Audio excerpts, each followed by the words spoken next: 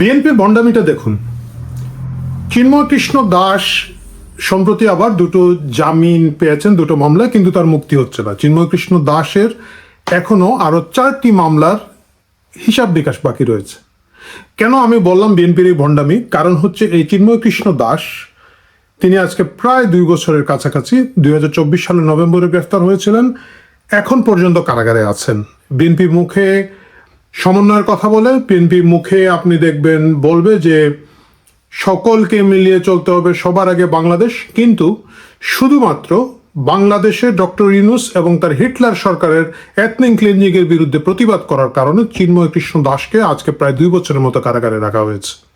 এবং এই মামলাটার সূত্রপাত কোথা থেকে হয়েছিল? এই মামলাটা প্রথমে চিন্ময়ের বিরুদ্ধে যিনি করেছিল সে হচ্ছে একটা বিএনপি নেতা ফিরোজ খান, চট্টগ্রামে সে এই মামলাটা করেছিল। উৎপট এবং অদ্ভুত একটা মামলা। মামলাটা হচ্ছে চিন্ময় যেখানে বক্তৃতা দিচ্ছিলেন, বিরাট হিন্দু জাগরণী সমাবেশ হচ্ছিল, সনাতনীদের সমাবেশ। সেই সমাবেশে কোথাও বাংলাদেশের পতাকার উপরে নাকি একটা সনাতনী পতাকা বা কিছু একটা উড়িয়ে দেওয়া হয়েছিল এবং এটার জন্য চিন্ময় দাস দায়ী। গুড। মামলাটা করলো কে? বিএনপি নেতা ফিরোজ খান। কাদের ইঙ্গিতে করলো? আমরা সকলেই জানি যে ডক্টর ইউনূস তখন যেভাবে বাংলাদেশে এথনিক ক্লিনজিং চালাচ্ছিল, সংখ্যালঘুদের উপরে যেভাবে ঘরে ঘরে নির্যাতন হচ্ছিল, বাংলাদেশের সাংস্কৃতিক জগতের উপরে যেভাবে ঘরে ঘরে নির্যাতন হচ্ছিল, বাউলদেরকে ধরে চুল দাড়ি কেটে ফেলা হচ্ছিল, হিন্দুদেরকে জীবন্ত পুড়িয়ে মেরে ফেলা হচ্ছিল, ধর্মীয় অবমাননার নাম করে বিভিন্ন জায়গায় হামলা হচ্ছিল, আমরা কবর থেকে লাশ তুলে পুড়িয়ে ফেলা হচ্ছিল, বাউলদের উপরে হামলা হচ্ছিল, তখন যখন সারা বাংলাদেশ মুখে আঙ্গুল ঢুকিয়ে বসেছিল, তখন এই চিন্ময় দাস সনাতনীদের পক্ষে, হিন্দুদের পক্ষে কথা বলছিলেন। তার সেই সাহস, তার সেই স্পর্ধা ডক্টর ইউনূস এবং তার নৃশংস পাষণ্ড হিটলারি সরকার নিতে পারে নাই, সুতরাং তাকে গ্রেফতার করা হয়েছিল। মেনে নিয়েছি তখন একটা কালো যুগ ছিল, অন্ধকার যুগ ছিল, এবং সেই যুগে যারাই প্রতিরোধ করতে গিয়েছেন তারা হয় প্রাণহানি হয়েছে অথবা জেলার অন্ধকার প্রকোষ্ঠে তাদেরকে রেখে দিয়েছে ডক্টর ইউনূস। কিন্তু আজকে 2 বছর পরেও, প্রায় 2 বছর পরেও চিন্ময়ের কোনো মুক্তি হচ্ছে না। আমরা দেখলাম তার বিরুদ্ধে মোট 6টি মামলা, 6টির মধ্যে সম্প্রতি আমি এই খবরটি কেন আপনাদের সামনে দিলাম, গতকালকে দেখলাম যে তার 2টো মামলার জামিন হয়েছে, সেটা হাইকোর্ট রিট করেছিলেন এবং সেখানের মধ্যে তাকে 2টি মামলা দিয়েছে। কিন্তু রাষ্ট্রদ্রোহ মামলায় জামিন আপিল বিভাগে স্থগিত আছে এবং হত্যা মামলা সহ আরো কার্যকর জামিন না থাকে তিনি মুক্তি পাচ্ছে না। তো মূল ঘটনাটা কি হয়েছিল? 2024 সালের 25 অক্টোবর লালদিঘি মাঠে সনাতনী জাগরণ মঞ্চের একটা বড় সমাবেশ অনুষ্ঠিত হয়েছিল এবং সেই সমাবেশের কোথাও নিউ মার্কেট মোড়ে স্বাধীনতা স্তম্ভের উপরে থাকা বাংলাদেশ জাতীয় পতাকার উপরে একটা গেরুয়া ধর্মীয় পতাকা উত্তোলন হয়েছিল এবং এটার জন্য দায়ী করা হয়েছিল চিন্ময় দাসকে, যেহেতু তিনি হিন্দু জাগরণী ওই মঞ্চের নেতা হিসাবে বক্তৃতা দিচ্ছিলেন।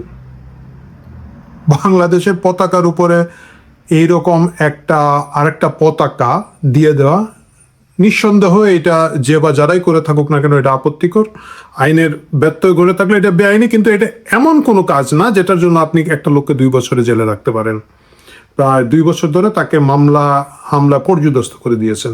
তাকে যখন গ্রেফতার করা হয়েছিল স্বাভাবিকভাবে আশা করা হয়েছিল যে এটা এমন কোনো মহান অপরাধ না যে অপরাধের জন্য তার জামিন হবে না, কিন্তু তার জামিন হয় নাই। তার জামিন ডক্টর ইউনূস এবং তার নৃশংস সরকার দেয় নাই। ওকে, এটার জন্য সেখানে যারা ছিলেন বিক্ষোভ হয়েছিল, বিক্ষুব্ধ হয়েছিলেন, সংঘর্ষ ক্ষোভের কারণে সেখানের মধ্যে কিন্তু আমরা দেখেছি একজন তরুণ আইনজীবী মারা গিয়েছিলেন। খুবই দুর্ভাগ্যজনক, দুঃখজনক ঘটনা। কিন্তু সেই হত্যা মামলায় যখন হয় তখন চিন্ময় কিন্তু অলরেডি পুলিশ কাস্টডিতে, তিনি কিন্তু গ্রেফতার। সুতরাং নিঃসন্দেহে চিন্ময় দাস বেরিয়ে গিয়ে সেই খুনটা করেন নাই। যারাই করেছিলেন প্রশাসনের উচিত ছিল তাদেরকে চিহ্নিত করা, তাদেরকে বিচারের আওতায় নিয়ে আসা এবং তাদের দৃষ্টান্তমূলক শাস্তি দেওয়া। কোনোভাবেই রাজনৈতিক সহিংসতায় কারো প্রাণহানি কোনোভাবে সমর্থনযোগ্য না। কিন্তু আমরা দেখলাম চিন্ময় দাসকে সেই হত্যা মামলার মূল কাহিনী করা হলো এবং সেখানে সে না একের পর এক 6টি মামলায় তাকে এই মুহূর্তে আটকে রাখা হয়েছে। আইনজীবী সাইফুল হত্যা মামলা শুধুমাত্র একটা মামলা, তার বাইরে তার বিরুদ্ধে যে বিভিন্ন মামলা রয়েছে সেইগুলো হচ্ছে রাষ্ট্রদ্রোহ মামলা, কারণ ওই যে পতাকা উড়িয়ে ফেলেছেন। সাইফুল ইসলাম আলিফ হত্যা মামলা, ঠিক আছে, সেটা একটা জিনিস।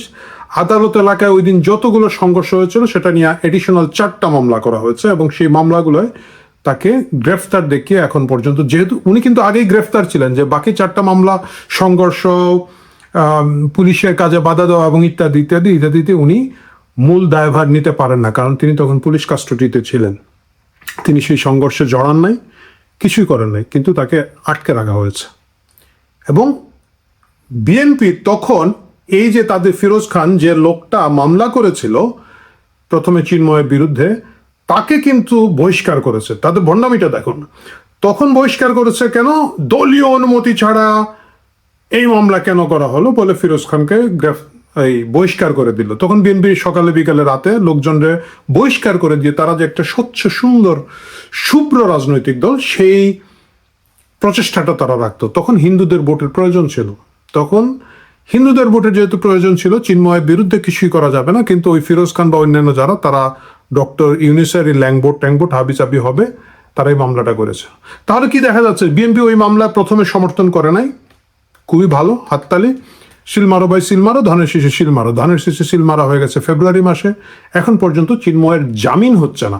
আমরা বলছি না যে তার বিচার হবে না, তার বিচার হোক, প্রচলিত আইনে দেখা যাক তিনি কতটুকু দায়ী কতটুকু দায়ী নন, সেটার জন্য বিচার হোক, কিন্তু একটা লোকের জামিন হচ্ছে না। এই জামিনটা না হওয়ার কারণ হচ্ছে বাংলাদেশে যে সংখ্যালঘু নির্যাতন হয়, সেটা আমরা যতই ধামাচাপা দেই না কেন, আমরা যতই বলি না কেন যে ওরা বিপদে পড়লেই হিন্দু কার্ড খেলে, বিপদে পড়লেই সংখ্যালঘু কার্ড বলে খেলে, কিন্তু এটা মানতে হবে যে উগ্র ডানপন্থীদের যে উত্থান বাংলাদেশে ঘটেছে, নিয়ন্ত্রণহীন বলগাহীন যে উত্থান এদের ঘটেছে, এবং যে আস্পর্ধা এদের হয়েছে ইউনূসের আন্ডারে থেকে, সেটার ধারাবাহিকতায় এখন যাতে কেউ প্রতিবাদ করতে না পারে, ভবিষ্যতে যাতে সংখ্যালঘুরা কথা বলতে না পারে, তাদের নাগরিক অধিকার যাতে সুরক্ষার ব্যাপারে তারা মুখ খুলতে না পারে, এটার একটা দৃষ্টান্তমূলক শাস্তি হিসেবে চিন্ময়কে জেলে আটকে রাখা হয়েছে। তারেক রহমান ভারতে যাচ্ছেন, সেপ্টেম্বর মাসে যাবেন কিনা জানি না, নিমন্ত্রণ পেয়েছেন, আমি ধরে নিচ্ছি তিনি যাবেন, দেখা যাক তিনি যাবেন বা না যাবেন। কিন্তু ভারতে চিন্ময়ের ব্যাপারে, গ্রেফতারের ব্যাপারে উদ্বেগ জানিয়েছিল, কারণ আপনারা জানেন যে ভারতে আবার একটা হিন্দু সরকার আছে, সারা দুনিয়ার সকল হিন্দুদের অভিভাবক, তো স্বঘোষিত অভিভাবক তারা সেটা জানিয়েছিল।